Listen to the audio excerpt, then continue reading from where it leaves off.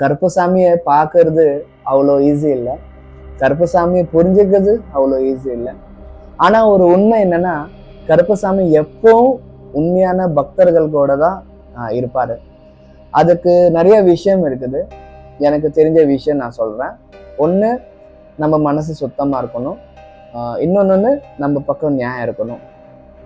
ஒரு தடவை கருப்பசாமி யாராவது தலைமையில கை வச்சுட்டா அந்த மனுஷனை யாராலும் ஒண்ணுமே பண்ண முடியாது. அவ்வளவு அந்த பக்தனுக்கு காவலா இருப்பாரு. சில பேர் சொல்லுவாங்க கருப்பசாமி ரொம்ப கோபமுள்ள தெய்வம், ரொம்ப ஆக்ரோஷமான தெய்வம்னு. ஆனா நான் சொல்றேன், எங்க ஐயா ரொம்ப ரொம்ப நல்ல மனசு உள்ள சாமி.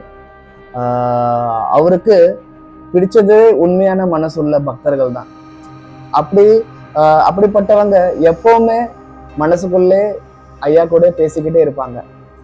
அவங்களுக்குள்ள நடக்கிற ஒவ்வொரு விஷயமா இருக்கட்டும், அவமானமா இருக்கட்டும், எல்லாமே அந்த பக்தன் சாமி கிட்டே விட்டுருவாங்க.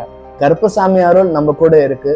ஆனா நமக்கு அநியாயம் நடக்கும்போது இதுக்கு பதில் என்னன்னு கேட்டா, அதுக்கு பதில் சொல்லக்கூடிய ஒரே ஒரு தெய்வம் நம்ம ஐயா கருப்பசாமி தான். அவரை பக்தனை பேச வேண்டிய அவசியமே இல்லை.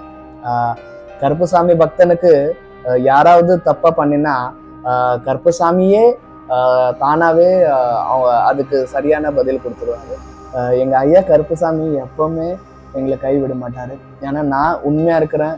எங்க கருப்பசாமி கும்பிடுறவங்க நிறைய பேர் உண்மையா இருக்கிறாங்க. அவங்களுக்கு எப்பவுமே கூட இருந்து காவலா இருக்கணும். அவங்களோட கண்ணீருக்கு சீக்கிரமே பதில் சொல்லணும். இந்த வருஷம் முடிஞ்சிருச்சு. 2026 எல்லாத்துக்கும் நல்லபடியா நடக்கணும். நிறைய பேர் கருப்பசாமி சரணம் சேனல்ல கமெண்ட் பண்றாங்க. அவங்களோட கஷ்டங்கள், வேண்டுதல்கள் எல்லாமே சீக்கிரமே நல்லா ஆகும்னு நான் ஐயாட்ட வேண்டிக்கிறேன். எல்லாமே சந்தோஷமா இருங்க.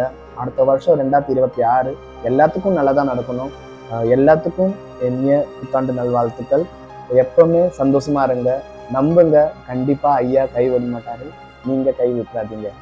சாமி சரணம், கருப்பசாமி சரணம்.